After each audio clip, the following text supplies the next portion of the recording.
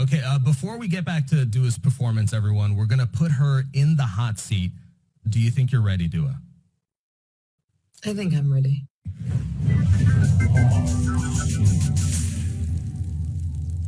It's time to put Dua Lipa to the test, and it's time to put her on the hot seat. Dua, do you think you're ready? I think I'm ready. I think I'm ready. Let's do it. What does the elevator sign say in your levitating music video? A, to the stars. B, blast off. C, up, up, and away. B, blast off. That was quite easy. Here's a nerdy one. Let's go. Who was the first illusionist to levitate? A, Ed Balducci. B, Servais Leroy. C, David Blaine. I hope I'm pronouncing his name right, by the way. I'm just pretending to be fancy. Okay, I'm going to say the second one. You're right. B. All right, 2 for 2. What celestial object is on the cover of Future Nostalgia? A, Jupiter, B, the sun, or C, the moon? The moon. I feel like I'm going a little easy. All right. Here's a fun one. You said your album kind of feels like a Dancercise. Who sang the original Dancercise classic, Let's Get Physical? A, Blondie, B, Kylie Minogue, C, Olivia Newton-John. Olivia Newton-John. I'm not going to lie. I didn't write all these questions. All right. In Future Nostalgia, you call yourself a female alpha. What animals also have a dominant female? A, hyenas, B, orcas, C, ants, or D, all of the above? Interesting. Hyenas? It's D, all of the above. Oh, that's crazy. That's interesting. It's built off of my love for watching Animal Planet. Your star sign is Leo. What other famous Brit is a part of your Leo family? A, Mick Jagger, B, Queen, or C, Adele? Which one of these is also a Leo? I think it's Mick Jagger. You're correct. All right, Mick Jagger is a Leo. It gives me that Leo energy, let me tell you. Okay, the last one here. In Don't Start Now, you do a full 180. What's the current record for most consecutive 360 spins? A, 17, B, 92, or C, 55? 17 seems like a lot. But the answer is C, 55. Oh my God, the dizziest. I don't know how that's... I hope that person didn't eat before doing it. That's my concern. Yeah. I'm concerned for the people watching and judging. Wouldn't have made it through 4, to be honest. It's time to get off the hot seat. Let's dig into the songs then. To spice things up during the year since you've released Future Nostalgia, you gave us Club Future Nostalgia, which, since we couldn't go out to turn up, but you gave us, you gave something to dance to in our houses, in our rooms. Yeah. But then you gave us Levitating with the Baby. And how did that all go down? Because that was the song that kind of originally set the tone for the whole album, right? I think with everything that happened with the pandemic, it really taught me to start thinking outside of the box and trying to come up with ideas that, show togetherness, although people are far apart, trying to reinvent it in different ways to make it exciting and change it up a little bit for myself and for the fans and the listeners and everyone at home. And so, from Club Future Nostalgia, which really wouldn't have happened unless it was for everyone being in lockdown and getting the opportunity to have everyone be at home and be up for joining me for this record, to asking DaBaby to jump on Levitating, which was just kind of almost injecting new life into a song that people have had for so long. People have had the original version. And then in Club Future Nostalgia, I felt so lucky to get to do a remix with Madonna and Missy Elliott, and it being produced and remixed by the blessed Madonna, who is an incredible female DJ and producer, which has also been one of my goals for this year, was to really get in the studio and work with a female producer, because I kind of did some reflecting and I realized that for most of the music that I've made, I've worked with so many female songwriters, but then I don't ever recall seeing a female at the desk, doing the production. And so that was always one of my goals, and I'm grateful that I got to do that, and I will continue to do that in the future with just more women. Yeah. Also, I'm not gonna lie, my favorite line, Sugar Boo is like my favorite word. I don't know, when you sing it, it's just so fun. I'm glad you said that, because that was something in the studio when we were writing it, when we were like, okay, Sugar Boo, I think is just going to be that little like sweet taste, the little cherry on the cake. Okay, you also gave us a fever with Angèle, and for those who don't know, she's an artist from Belgium who just seems so cool, and her music is fun and almost effortless in a way. What went into the decision to go in that direction with her? Well, I always love to work with lots of different artists from all over the world. I also like to collaborate with people that people maybe wouldn't necessarily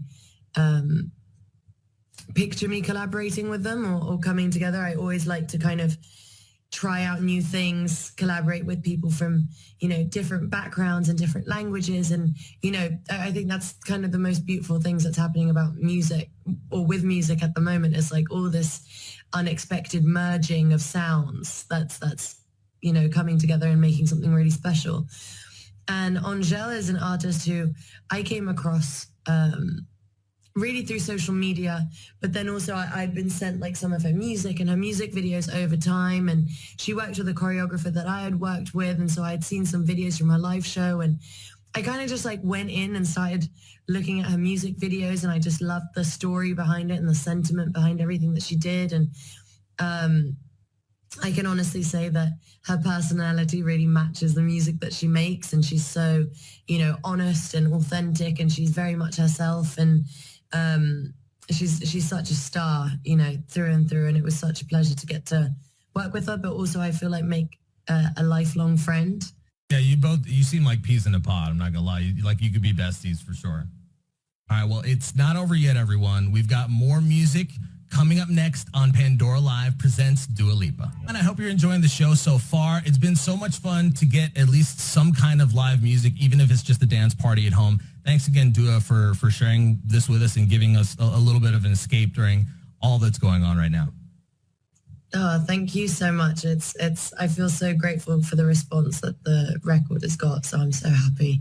Now, I mentioned before in the hot seat that before your lyric did a full 180 from Don't Start Now. What was it like seeing fans and people take your lyrics to another level and make it into like fun memes on TikTok and on social media? Did you get sucked in and watch a bunch of them? Because, and honestly, I looked yesterday, they still keep pulling up random lyrics from your songs and just make these amazing videos. I love them. I definitely feel like I got stuck in TikTok a lot during quarantine. That was always so fun. Like, people were getting so creative with their time. For me, it's like, takes me about 45 minutes to make a TikTok. I was going to say, does it feel a little bit strange because other people I've spoke to, you spend a lot of your time on the road, touring, like you might not even spend any time at home for a full year. So is it strange being home and kind of almost learning your environment that you might not have spent that much time in? I think I do quite well in the sense of appreciating that time to just be able to like find a moment of stillness and calm, especially because I know what it's like when things are going like from 0 to 100, and trying to also not take for granted those moments, to be able to just take a step back and be patient and maybe tread lightly on Mother Nature. I think so much of my job is quite demanding in terms of where I have to be and traveling and all that stuff. So it was quite an eye-opening experience as well. Now, aside from tonight, obviously you mentioned that you were busy planning and this year was going to be different. A few weeks ago, you gave us Studio 2054, a very unique experience in a year, again, where everyone had to think outside the box to connect with fans. When did you start thinking it up and creating it? I guess the initial talk started in July, and then it kind of trickled into August, more so when we started thinking about whether touring was going to be able to happen in January, February, which were my postponed dates for the tour. And as we, like me and my team, we were like planning and thinking it up and trying to come up with ideas of being able to do it safely. But we were still kind of waiting on whether we'd be able to tour or not. And then slowly, as we started seeing that the situation wasn't really going to change, but we still had the opportunity to be able to film this live stream and create something unique for people at home, then we were kind of just like persisted through to create something very unique and quite ambitious. Yeah, well, I'm so glad you did, because it was super cool. But I'd be remiss if I didn't ask. Besides, 2054, a few weeks ago, you also gave us a collaboration with Miley Cyrus in Prisoner. How did you two connect in deciding this was the right time to work together and release a song? Miley and I have been friends for a little while, and we've always had the idea of getting together and working on something. We were initially planning on putting a song out probably about a year ago or so, but didn't feel like it quite represented us. We didn't have the opportunity to get in the studio together and create a song. And so after I did my 4 months in the UK during lockdown, when I went to the States, I then went to the studio with Miley and Prisoner happened. And that felt very authentic to us. It felt like a perfect merging of both of our styles. And it felt like exactly like the right collaboration, especially where we are in terms of our music and stylistically. And we're really, really proud of it. And then quite shortly after doing that, we were able to film a music video, and now it belongs to you guys. So, well, we've covered a lot today. Can you share and just reflect a little bit, not just on this album, but before we get to another performance, but like what this year has meant for you, not only as a person, but as an artist? I feel like this year has had, it's ups and downs. I feel like it's kind of forced us to kind of just go with the flow and figure out what this new normal is. It definitely has been a year that's helped me grow in confidence and helped me become the performer that I've always wanted to become. And it's really helped me grow as a songwriter. And, especially when creating this album, for Future Nostalgia, I really kind of learned to find my bearings and learn how to, assert myself in the studio and know exactly what I want from every session and what I want to write about and what I want to talk about. And all those things have been incredibly important. And I'm extremely proud of this album. And it means a lot to me, I think, because it holds a lot more resemblance than just the stories and the music that it holds. I think it kind of really changed my life for the better. So, what are you looking forward to most this coming year? Is there anything that maybe we should be looking out for? I'm excited about new music, always new music. And hopefully, at some point us all being able to get together and put a show on and, have live music back and have that human connection back. Okay, so after the year we've collectively shared, is there a message that you have for everyone watching at home right now? And is there anything you want to say to your fans?